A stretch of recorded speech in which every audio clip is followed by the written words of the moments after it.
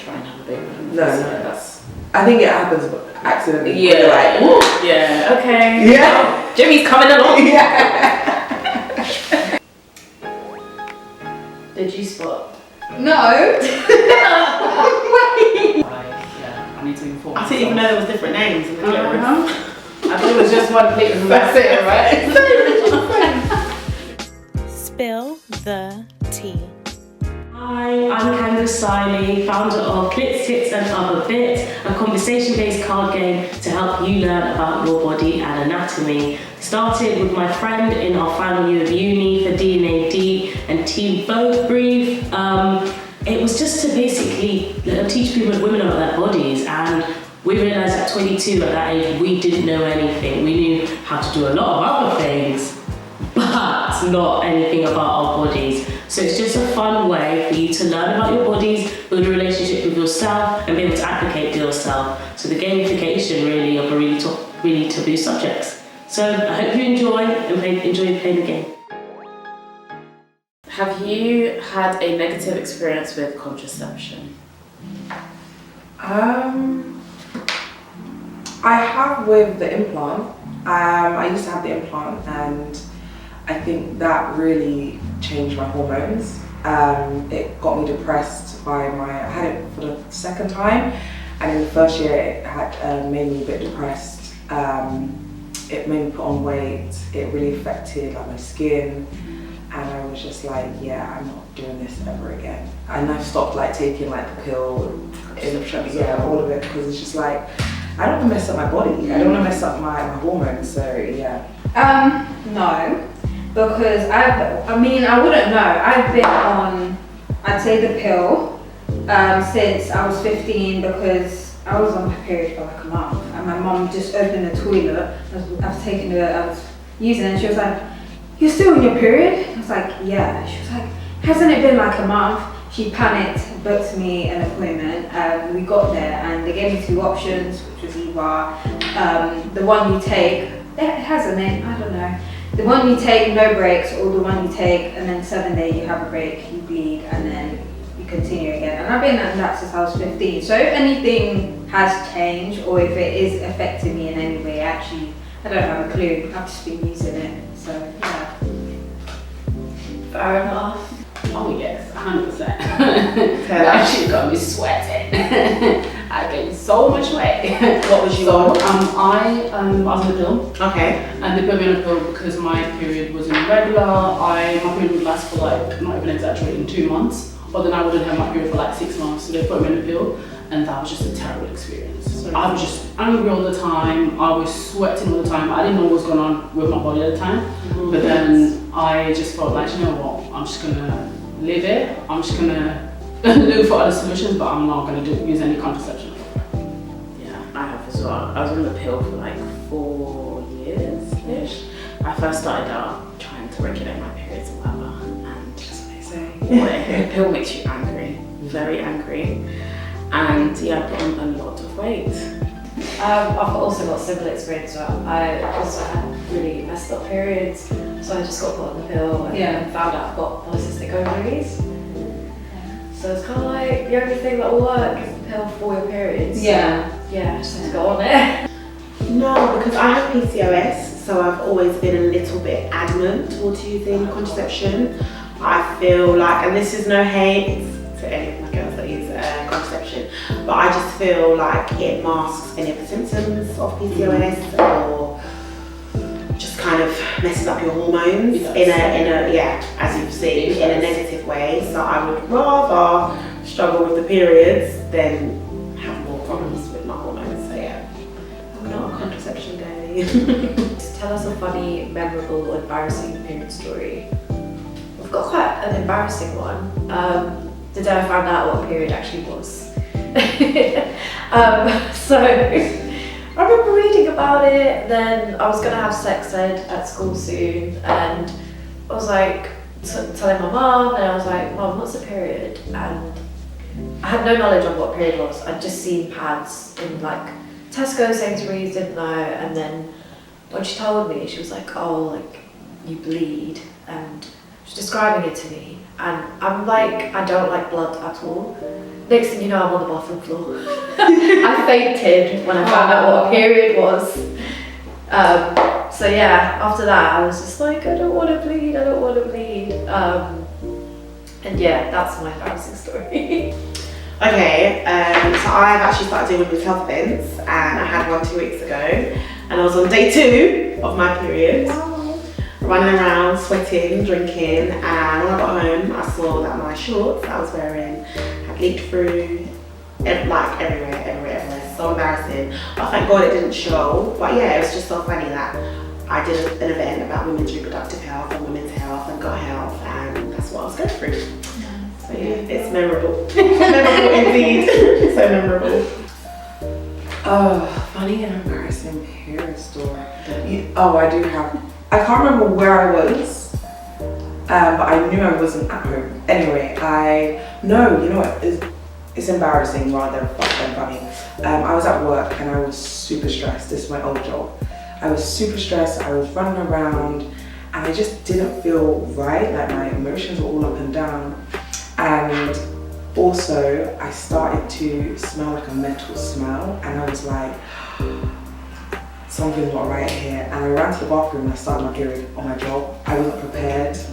It was getting the tissue, roll it up, like, yeah, make sure I'm just okay.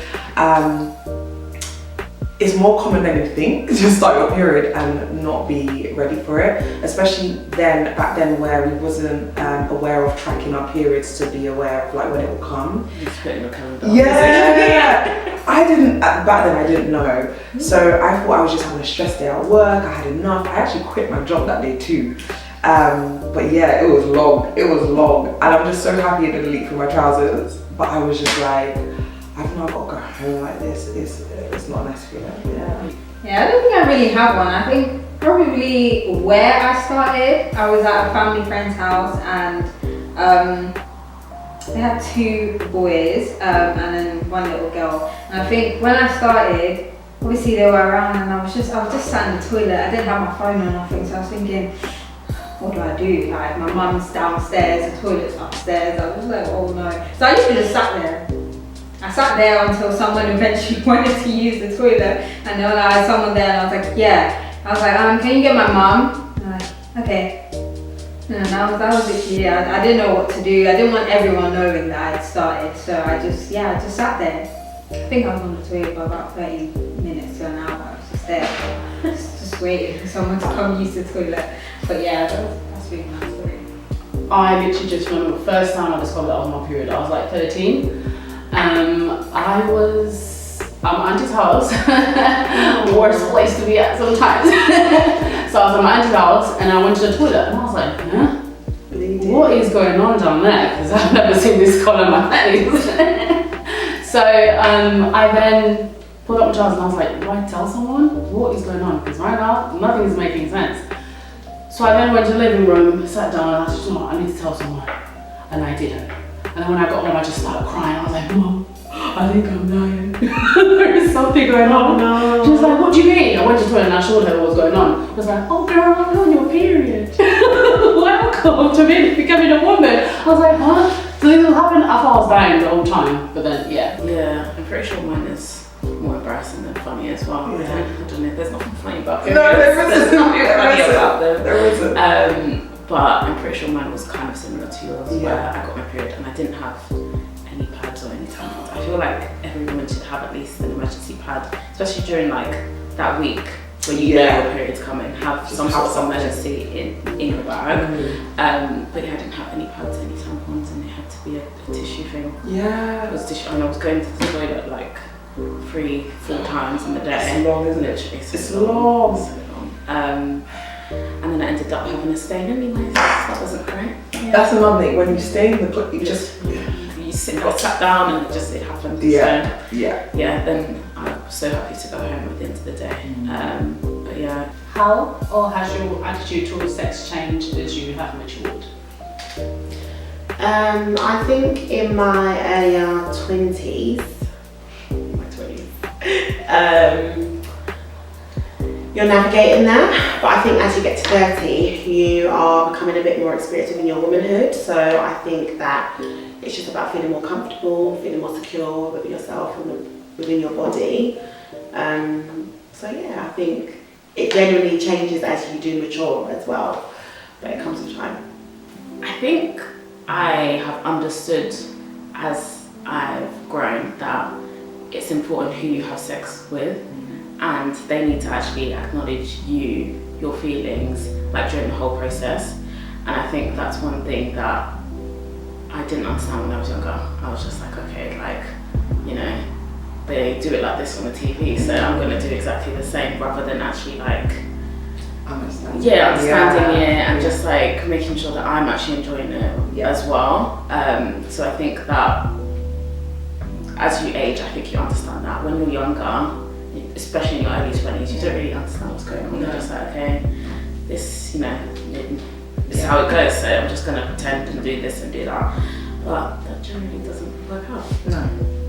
I definitely, my view on sex has definitely changed. I definitely grew up not knowing about sex much. When I was younger, like when I got to like 16, it was always, you can't have a boyfriend till you're 30. You can't have a boyfriend till you're 30 with family. And it was like, no, we need to sit down and actually have a conversation about sex. Like, you get educated in school about it, but you're not really getting educated by those that are experiencing it. I don't know why it's so shunned on, maybe because they're so scared for you to like start having sex when you're younger. But at the same time, it's like, yeah, it's great, but at the same time, it comes with all of these measures, your emotions, how comfortable you feel, consent both ways. It all factors into it, and I think just, sex now is just so, I don't know what the word is, it's so sacred. I love that some people find it empowering, but for me, I think it just is so sacred because so many complications can come from it, and the whole risk of like people are more worried about getting married, but it's like, you really want to have a child, like this for the rest of your life, like, and we need to really take these factors in and take it in seriously. Yeah, sex is enjoyable, but who are you having it with? Are they, tested? Yeah, are they aware? Are they in the right state of mind as well? Because you can think that you're ready for sex, but then you get into it and then you might regret a lot as well. My outlook on sex has definitely changed for sure. Yeah, I think to add to that, I think in the Black community it's even harder because we just do not talk about sex, especially like with our parents or family or anything like that. So I think that makes it so much harder because it's almost like you have to go out and find the answers yourself. Yeah. That's not necessarily the right answers, but because nobody has actually sat you down and spoken to you about it, it makes it even harder. Right. But yeah. Okay, nipple is the thing. We have to point to each correct name. A. I don't know. I don't know either. I don't know what that is. B. What's it called? Areola? I'm going to say the areola. Areola? Yeah, I think areola. So I know C is an areola. Areola. I don't know the rest. I don't know the rest either. And C. That's the nipple bit. Yeah. Yeah. Isn't C just the nipple? Is there another name for that? I don't know. Oof. Reproductive system. What's A? I have no idea. A, I'm gonna say the womb. I don't know. I want to say something about that. Is B the fallopian tube? I was gonna say Oh, that. good, 'cause Okay, cool. B, I'm gonna say is a fallopian tube. Yeah, I think so as well. I would go with that. Yeah. I think B is your fallopian tube. Those are your ovaries, right? So C. C, is ovaries? Yeah, C is ovaries because there's two, so I think C is correct. C is your ovaries, that I know. I wanna say D is the vaginal canal? I don't know. I ain't got a clue. The ones that I do know, you covered it, so. E is the vagina. The entry. The entry. The entry. Okay, vagina. that's the clit. Yeah. That is the clit. Yeah. A is the clit. A.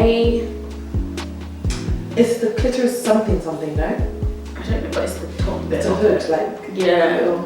Okay, C, that's the glitter in that bit? No. I have no idea. I think B is the clitoris. But then what's B then? I'm assuming that's a clip. But then what's the top called? Because it can't be top clip and the middle clip. E. Guys, I don't know. All I know is I'm gonna go and. Isn't read E the my books. vagina? No, that's how you call it? E is the vagina entrance. Yeah. What is it called? Vagina canal. I don't know. I keep calling it vagina canal. I don't know. Somewhere here would be the labia. No, like the lips. And I think F is just the external bit. Yeah. The lips. Lips. Yeah. Let's see. Ask that question. Isn't that F? F, yeah, that would be F. So whatever I said that was definitely wrong. Oh, is G? G is the anus. That's for sure. The G spot. No. Wait. Now we're going to talk about the clitoris. Oh, hell no. I don't know the name of anything. Oh, come on. That's the whole thing. There's more to it. I don't know. That's crazy. I can't remember what just really bad. Yeah. I need to be informed. I didn't even know there was different names in the clitoris. I thought it was just one clitoris. That's it, right? Yeah, we are not clued up on the area. What is the average age that a woman starts menopause? A, 45, B, 50, or C, 55? I'm gonna go with 50. 50. I'm gonna go with B, 50. Because I feel like I know a lot of women that started around that age. Then again, it might be 45. Let's go with 50. Yeah, that's correct. Yeah. You can get an STD or STI from tattoos or piercings. That is true. You can, 100%. Fuck. I'm gonna go with true, but I'm not gonna, I don't know why. Okay.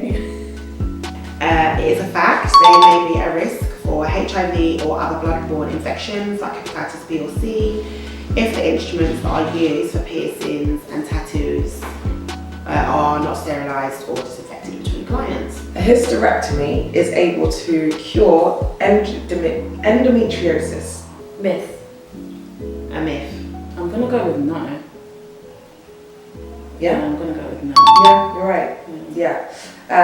Studies have found that endometriosis creates its own estrogen and isn't reliant on the estrogen produced in the ovaries. So, yeah. Because hysterectomy is when you get all your Yeah, uterus taken out. yeah. Wow. What is vaginal squirting? A, female ejaculation. B, fluid leaving bladder. C, a female orgasm. I feel like this is a trick question because is it not more technically of the above? I think it's female ejaculation, I want to say. Do women ejaculate? I'll go for C. I think it's C, a female orgasm. Fluid leaving the bladder. What? I didn't know that. Yeah. But then I don't know, is it P or is it just fluid? Do you know what I mean? Fluid leaving the bladder. I didn't know that, so I'm surprised. But Oh, wait. So, is that P? I don't know, Which one is maybe there's other Yeah. liquids in there, I don't know. I'm not an expert. The vagina is an amazing thing. Yeah, it is. Yeah. Yeah, but that's quite interesting though. 'Cause I knew it was never an orgasm though, that's different. yeah. Yeah. Name 3 symptoms of menopause. Vaginal dryness. Irregular periods, hot flushes. hot flushes, I think it's like hot flushes. Yeah. Mood swings. Or like depression.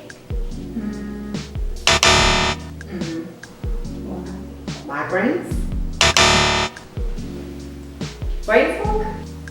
I'm gonna say memory loss because I feel like that one's quite common. Yeah, that's correct. Hot flashes in nice words, so you got right. Vaginal dryness, discomfort, insomnia, fatigue, low mood or anxiety, reduced sex drive, and memory and contraception. That's crazy because I always, there's always this like stigma like when you're older as a woman, That you get become more, more, yeah. aroused and stuff. Yeah. Really? I don't think so. I think maybe it depends, but Yeah. I guess menopause works differently for different Differently, women. yeah. What age should a woman go for her first SME?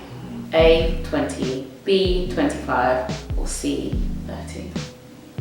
I'm gonna say 25. 25. I would say, in my opinion, should be 20, but I believe it is 25 that they have. Yeah, it's 25. I got mine at 25 as well, Yeah. and that was not the best experience. That was very comfortable. Yeah, I did mine at 26 because I turned 20, well, I was 25 and I wanted to go do it throughout the pandemic, so obviously everything was shut down, so I had to do it at 26. Do we have to, though? Yeah, we do. Like, it's compulsory. I've just been putting it off, but yes, we do. I've still got 2 more years, so. Oh, you're. no, yeah. Yeah. I was thinking, oh, I don't want to do that. No, but yeah, it's really quick. It's just uncomfortable. Okay. Yeah. And they don't have to stick that thing that opens like that inside you. That's They- what they do. They do, but it's not like it doesn't last long. And if you tell them else, which is what I did, that you're really uncomfortable, like they make it a bit easier. They'll use like the smallest one, which is what she did for me. Yeah, I'm gonna need the smallest one because I'm tight. There are things in there.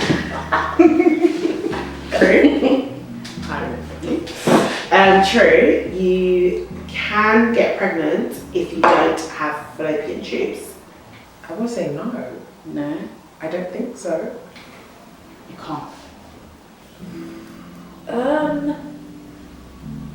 Guess a fact. Correct. It's true, you can. You can. Yeah. Oh. In vitro fertilization, so IVF, is the only way for a woman to become pregnant after losing both fallopian tubes. IVF is a process that involves fertilizing a woman's egg in the lab, then transferring them into their uterus. Okay. So, yeah, that's interesting. Yeah, I didn't know that. Yeah.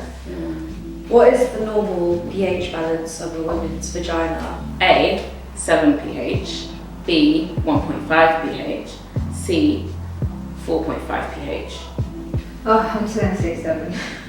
You know what I'm thinking of? Because like, when I first learned about pH, it was water, and then I knew like it obviously has an impact on your own pH levels. I'm gonna go with 1.5. 1.5? Yeah. I'm gonna go 7. So A. Yeah, A. No way. That's incorrect. The answer is actually 4.5. Yeah, don't know that. Yeah. I don't know if I know what pH problem or I don't know. What percentage of women will poo during childbirth? Is it A, 20%, is it B, 50%, or is it C, 70%? This is where I need my memory to work. This is not going to. Mad quick.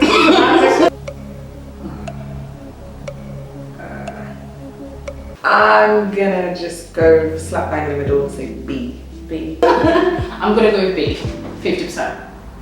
50? Yeah, that's right. Oh, okay. Common foe. So it's very common for women to poo during childbirth. Up to 50% of us do it. During the commotion whilst pushing, women will often poo without even realising it, and nurses will discreetly clean it up, so you may never even know if you did it or not. I think I've heard about that, to be fair. I've heard a few women that have given birth and they're just like, it just happens because obviously you're pushing everything. Yeah, exactly. And it just comes out. And please, if you're in that hospital room and you see that she's pooed, don't take the piss and don't use it as a joke later on. She will be like, that's a sacred moment. Yeah, I think just like pregnancy and labour as a whole is very sacred. So Yeah, don't make just fun of don't make fun of everything. it. 4% of couples will conceive naturally in the first year. Fact. False. No, I don't believe that. That's not true. Yeah, so it says if the couple is having sex 3-5 times a week, there is an 84% chance of them conceiving naturally within the first year. For couples who have been trying to conceive for more than 3 years without success, the likelihood of conceiving naturally within the next year is in 1 in 4. What percentage of women suffer with endometriosis? Oh. A, 10 to 15%, B, 20% to 25, and C, 30 to 35. I'm gonna say C. I'm gonna go with C. Really? Yeah, I think a lot. What? Maybe You should hesitate. That's what I'm like, okay. I'm gonna say C. Okay, 30 to 35%. Yeah. I feel like it's A, but I feel like it really is B. We just don't have the stats for it yet. It's 10 to 15%. okay. So it says it occurs in women when it occurs in a woman when endometrial-like tissue grows on their ovaries, bowel, and tissues lining your pelvis. So it says it can be painful here, and it can get worse with hormone fluctuations. Yeah, I know a lot of women that suffer with it and Yeah. have like really bad symptoms. Yeah, I know quite a few people that have it, and it's just the pain they describe. It's not. It doesn't just affect your periods as well. Yeah. I didn't realise it affects so much other health issues. It does. I follow someone on TikTok. She had to have an operation. Literally, like, it always looked like she was bloated. At some point, people would like comment on the same like, "Are you pregnant?" or something like that. Which is so. I know it made her feel terrible. I think she ended up in A&E because of it, and that's when they did like an emergency operation on her. Yeah, because That's it's a hormonal crazy. condition. It's like PCOS, so you can mask the symptoms. You can most likely probably treat the symptoms. You can probably be in remission for a while, but you can't. I never knew that. Yeah. I thought it was like a cure. Wow, that's crazy. What is PMS? A, post-menstrual sex. B, pre-menstrual syndrome. Or C, pre-menstrual symptoms. I'm gonna go with C. It's either B or C. What are you sticking with? So it's either syndrome or symptoms. PMS. Let's go with B. I knew it, but I feel like I still know. I think it's C. A. Oh no, it's B. Premenstrual. Okay. So the answer is premenstrual syndrome is the name of symptom. Oh, okay. I can see that. This one is That's a not tricky fair. one. Premenstrual syndrome is the name of the symptoms women can experience in the weeks before their period. Most women experience PMS at some point in their life.